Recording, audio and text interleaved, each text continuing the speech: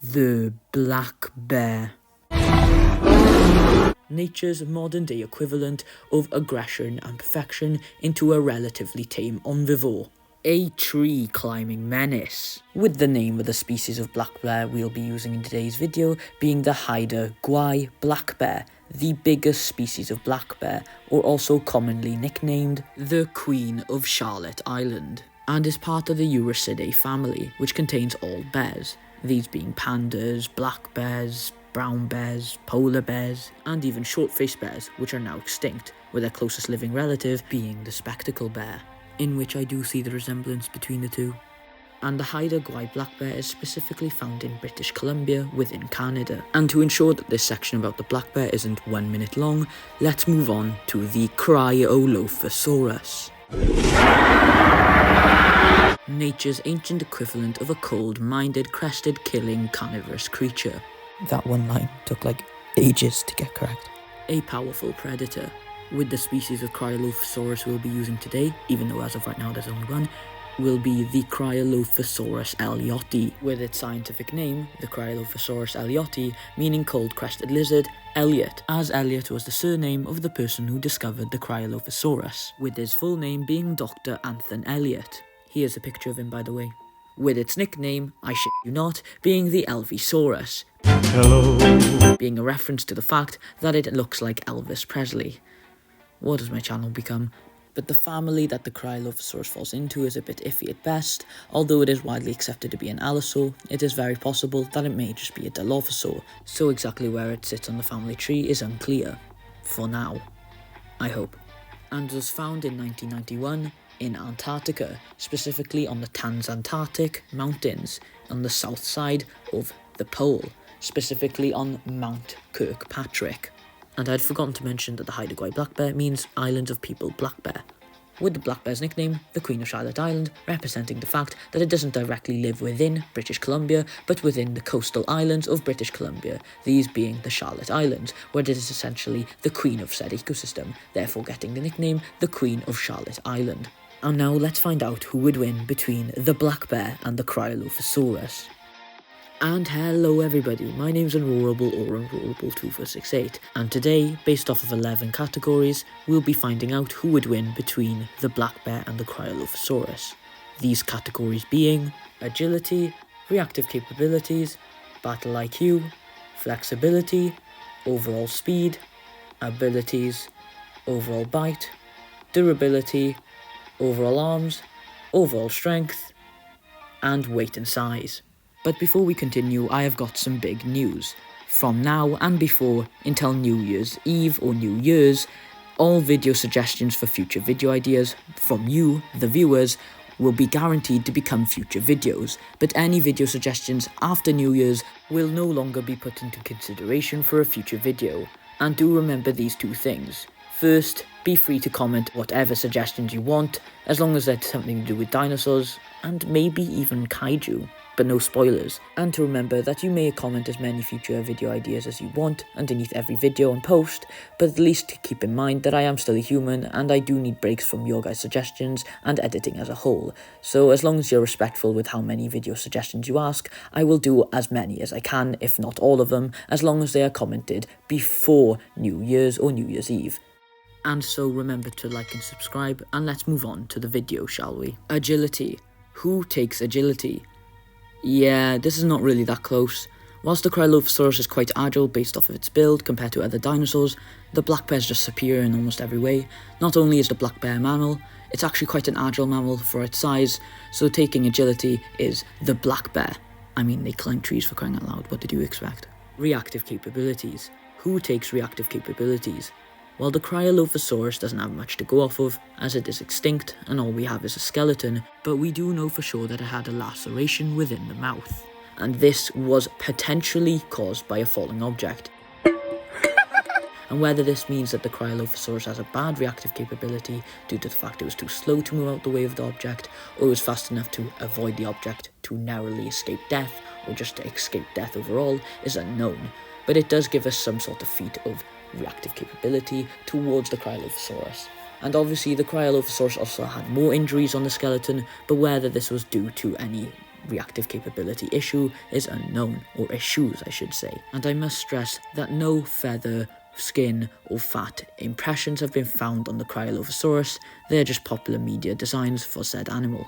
Whilst black bears are relatively good at reactive capabilities, maybe not as good as their polar bear brethren, but at the same level, if not slightly better than any brown bears. So obviously taking this, just due to the fact that we have more evidence towards it, is the black bear, is what I would have said if I was dumb and had done a lack of research, in which I have not, as the Cryolophosaurus lived in an environment much more diverse, which ultimately leads to more competition, whilst the black bear, or this specific species of black bear, lives on a remote island where the only other competition is other versions of itself, therefore ultimately giving the reactive capabilities to the Cryolophosaurus.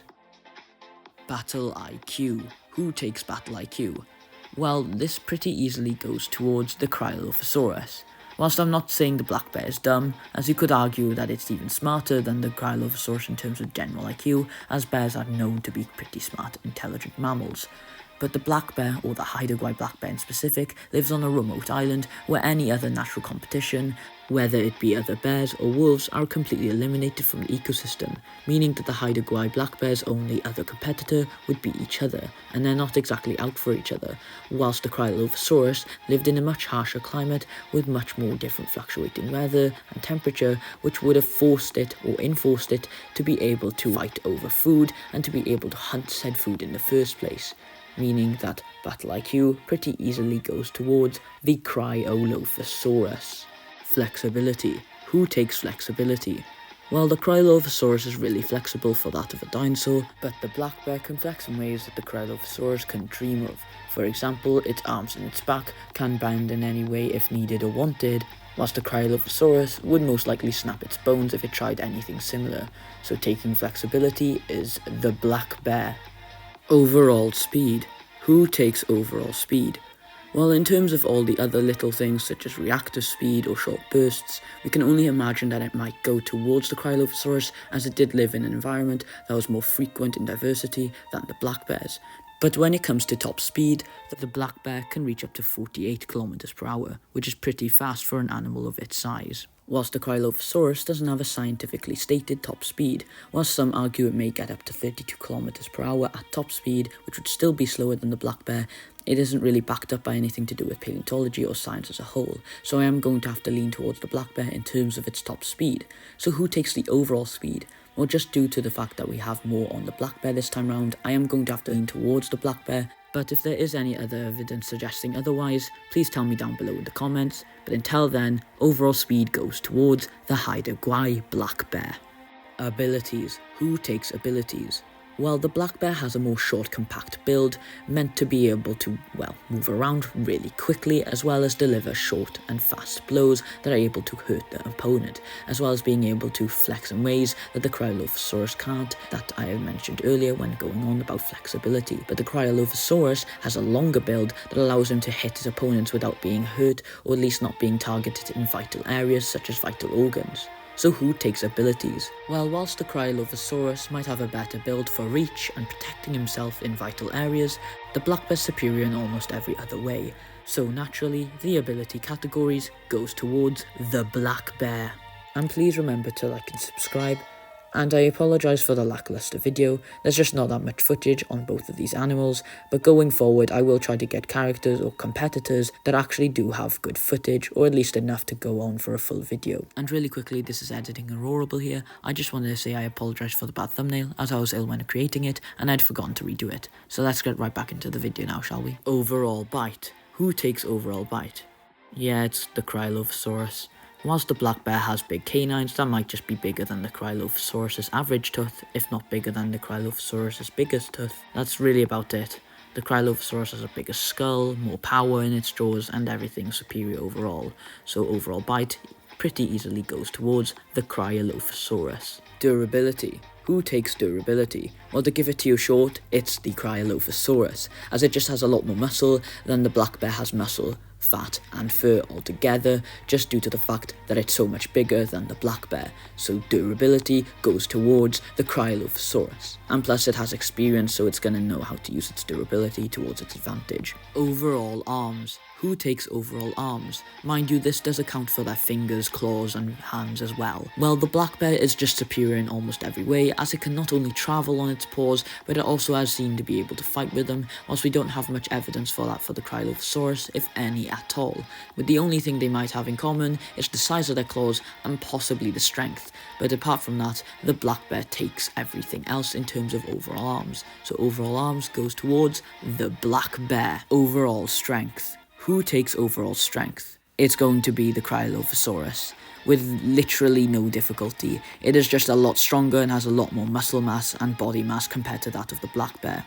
And whilst you could argue that the black bear has equal, if not slightly better, hugging strength, that's really it and about as far as it goes for the black bear. And whilst the black bear can also pull itself up with its arms, compare these arms to the Cryolophosaurus's in size, and you'd see that they are actually pretty equal. It's just the Cryolophosaurus is so much bigger that it would need a lot bigger arms to be able to do the same stuff the black bear can do. So overall strength goes towards the Cryolophosaurus. Weight and size. Who takes weight and size? Well, the black bear is around 5 feet tall, or 1.524 meters tall, and around 6.6 feet long, or 2.01168 meters long, and is around 0.5 tons, or 500 kg, whilst the Cryolophosaurus was 8.2 feet tall, or 2.5 meters tall, and was roughly 25.2625 feet long, or 7.7 meters long, and was around as heavy as 0.78 tons, or 780 kg. So who takes size and weight? Well, it pretty easily goes towards the Cryolophosaurus. Whilst the Cryolophosaurus is quite a bit heavier and taller, it's the length that really puts the difference between them, with the Cryolophosaurus being over, and I mean over, 3 times the length of the black bear, which really just puts in perspective how big the Cryolophosaurus was for even that of a relatively small medium-sized theropod. But anyway, size and weight goes towards the Cryolophosaurus. So please remember to like and subscribe and to click the links below the video. And let's find out who would win between the black bear and the Cryolophosaurus. Well, let's start off with points. Who took the most amount of points? Well, the black bear took 5 out of 11 categories, these being agility, flexibility, overall speed, abilities, and overall arms. Whilst the Cryolophosaurus took 6 out of 11 categories, these being reactive capabilities, battle IQ, overall bite, durability, overall strength, and size and weight. So who wins? Well, in my opinion, with mid to big difficulty, based off the fact that it's never fought anything like this before, it's the Cryolophosaurus. The Cryolophosaurus is so much bigger and stronger that it will likely overpower the black bear throughout most of the battle. But the black bear is so agile and fast that it will 100% make itself a hard challenge to beat, and let alone put down. And I thank you all for watching this far, and until next time, you're all unroarably amazing, and goodbye.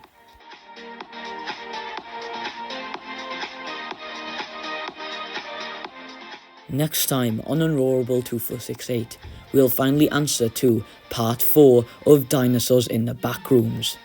Hello.